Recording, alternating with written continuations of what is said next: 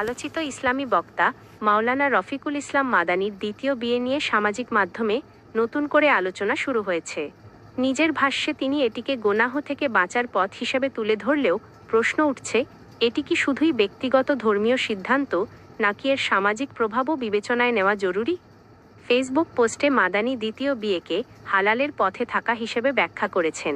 তিনি দাবি করেছেন, গোপন সম্পর্ক বা অনৈতিকতায় জড়ানোর চেয়ে বৈধ সম্পর্কই বেছে নিয়েছেন।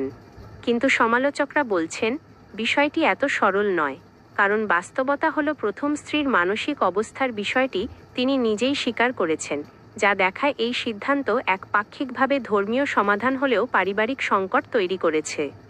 এখানেই মূল প্রশ্ন, ধর্মীয় অনুমতি থাকলেই কি তা সব পরিস্থিতিতে ন্যায্য হয়ে যায়?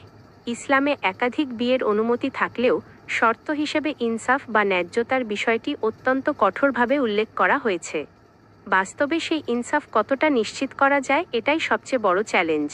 অনেক ক্ষেত্রেই দেখা যায়, দ্বিতীয় বিয়ের পর প্রথম পরিবার অবহেলার শিকার হয়, যা সামাজিকভাবে অস্থিরতা তৈরি করে। আরেকটি দিক হলো এই ধরনের ঘোষণার সামাজিক প্রভাব। একজন জনপ্রিয় বক্তা যখন নিজের ব্যক্তিগত সিদ্ধান্তকে ধর্মীয় ব্যাখ্যার মাধ্যমে উপস্থাপন করেন, তখন তা অনুসারীদের ওপর প্রভাব ফেলতে পারে।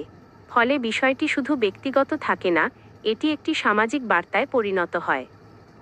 সব মিলিয়ে মাদানির এই সিদ্ধান্ত ধর্মীয় যুক্তিতে সমর্থনযোগ্য হলেও মানবিক ও সামাজিক দৃষ্টিকোণ থেকে তা বিতর্কমুক্ত নয়।